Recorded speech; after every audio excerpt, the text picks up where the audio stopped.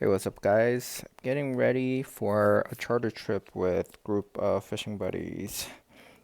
So, just wanted to do a quick video about togging jigs that I own.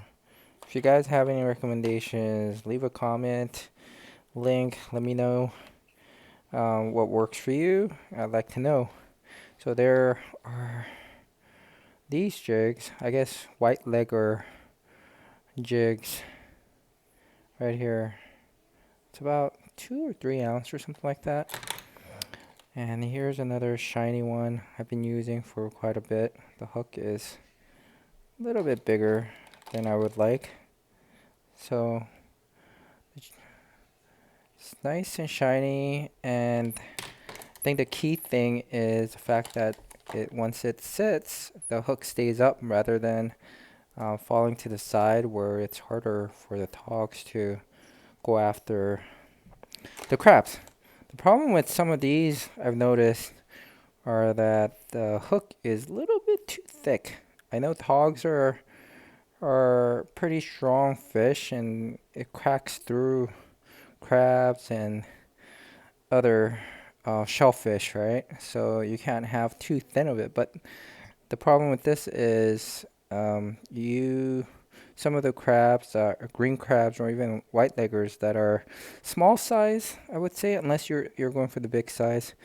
You have to hook through its arm or through the body, and when it's too thick, that's an issue. So this one works a little better because it's much thinner. This is from Uncle Mo's. These are some, I think, I can't remember the name, but I got these from the Instagram, someone that sells from New York. But this one's UMT. Some people will say, oh, this is way too thin of a hook. It's going to get destroyed. But, I mean, UMT, these folks, they actually go out on a boat and fish with these guys. So I trust that they've already tested it and works. It's a longer shank. And then would it balance? So if it falls, it balances well. I think that's the key, right? If you fall to the side like this, that's going to be a problem. But if you have this up like this, right, and let it sit, this will be sticking up with the crab, replicating a crab, moving crab. Same thing for this. I think Nick gave me this. He bought a couple and we traded. Here's another one, same on Instagram. I think his name is Kevin Kim on Instagram. If you guys are interested in, don't quote me on it. I think it's Kevin Kim. I've bought these guys for a while, and I've caught many togs with those. Another UMT. If you don't really can't trust the long shank, or if you prefer the smaller shank, smaller hook, this one works too. I guess it's easier to swallow, but look at that. Again, supposedly it should be sticking up just like that. But anyways, Joe, who's one of my subscriber, and he has a lot of knowledge. Talking to him, I have a lot to learn. He knows how to rig his metal jigs, slow pitch jigs, and so forth. He knows how to take it apart. But shout out to Joe. I won't say his full name in case for his privacy. But Joe gave me these as a gift during one of our fishing trip. He'll be in our charter trip as well. But yeah, very knowledgeable. He knows what he's talking about.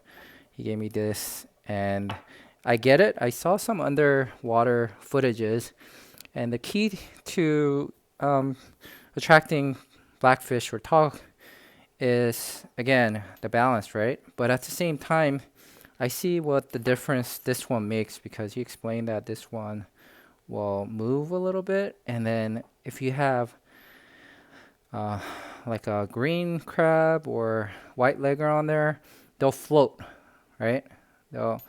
There's some buoyancy, so it's gonna float up. So once it hits the bottom, instead of staying put like this is going to float up with the bait and then fly around like this, have some action.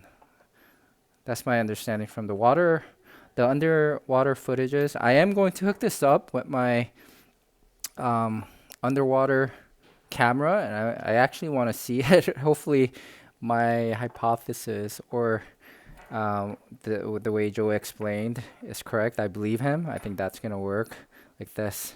It'll float like this. That'll be a perfect angle for the togs to come and just swallow the thing instead of having to scoop it up from the ground where it might not have an angle. This might just float up like this, and then it just comes and swallow the whole thing. So anyways, again, thanks to Joe for his sharing his knowledge and this tog jig. I can't wait to fish with him again. And I'll see you on Sunday, Joe. And you guys, thanks for watching. If you guys have other techniques that you use for jigs specifically, or even rigs, let me know.